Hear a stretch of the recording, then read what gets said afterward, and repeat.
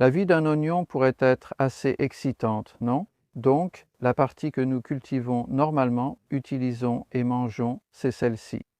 Voici des caravelles roses de Roscoff que j'ai cultivées cette année à partir de graines que j'ai conservées moi-même. Alors, comment passe-t-on de ça à la récolte de graines pour cultiver votre oignon l'année suivante? Il faut une année complète entre les deux pour produire les graines, comme je vous le montre ici.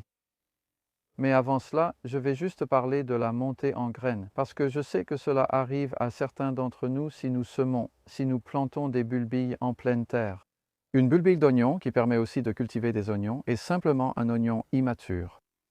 Donc on profite du fait que l'oignon est bisannuel. Cela signifie qu'il pousse complètement de graine à graine en 2 ans, pas en 1 an. Cela ce serait une annuelle. Beaucoup de plantes sont aussi annuelles.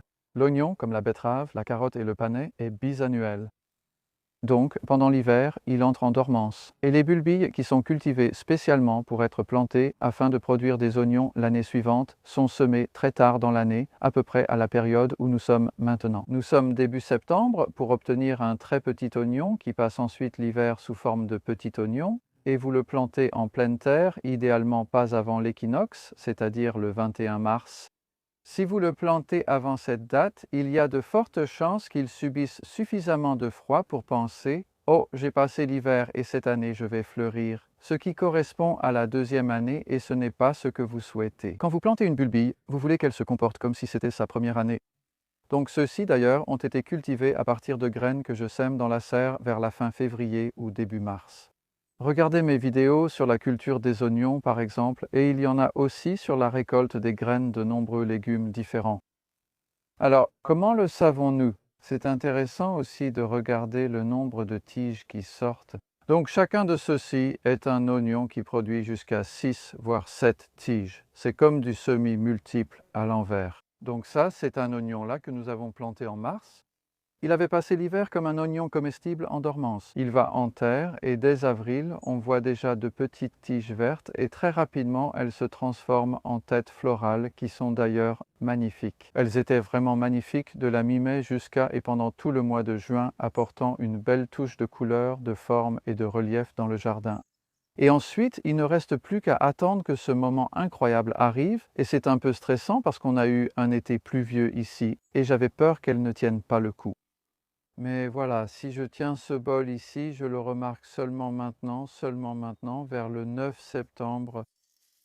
En frottant simplement comme ça, vous voyez comment toutes ces graines sortent. Mais si j'avais essayé ça il y a une semaine, ça n'aurait pas marché.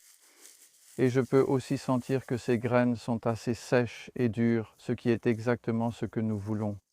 Donc en fait, je vais juste casser ça. Je vais le laisser là-dedans maintenant. Vous pouvez garder ceci dans un endroit sec et chaud 2 semaines de plus, puis davantage de graines seront assez sèches pour être frottées et retirées. Selon mon expérience, il ne vaut pas la peine d'extraire chaque graine. En partie parce que après, vous aurez beaucoup trop de graines. Je veux dire, c'est quelque chose de formidable à partager. Mais le fait de les extraire plus tard semble donner aux graines un peu moins de vigueur. Ces premières graines sont celles qui donnent vraiment les meilleurs résultats d'après ce que j'ai vu jusqu'à présent. Je fais ça depuis environ 3 ans. Et une autre chose que je dois mentionner, c'est le nombre d'oignons ici, le nombre d'oignons proprement dit. Je flirte avec la limite. Certaines personnes disent qu'il faudrait planter 40 oignons tous poussant ensemble pour avoir une pollinisation croisée suffisante, en d'autres termes un pool génétique assez grand, afin d'obtenir des graines fortes et viables. Et si par exemple vous n'aviez qu'une seule tête porte-graine, si vous laissiez un seul oignon monter en graine, il ne produirait pas un bel oignon. La graine pourrait même ne pas germer, elle serait issue d'une trop forte consanguinité. Donc, il en faut pas mal. Ce n'est pas le cas pour tous les légumes, mais pour les oignons, les carottes, les betteraves en particulier, dans cette catégorie, c'est vraiment le cas. Il en faut pas mal. Et si vous avez un oignon qui monte en graines prématurément, je ne le garderai pas. Ça ne me paraît pas correct. Je veux dire, il a en quelque sorte traversé un hiver. Vous pouvez essayer, mais je pense que c'est plus sûr ainsi. Alors faites pousser vos oignons, gardez les meilleurs, c'est l'autre chose. Donc tout cela, ce sont de beaux gros oignons et je serai très content de les garder tout l'hiver. Les oignons cultivés à partir de graines se conservent vraiment bien, même mieux que ceux cultivés à partir de bulbilles. On les garde au sec dans la maison, ils se conservent mieux.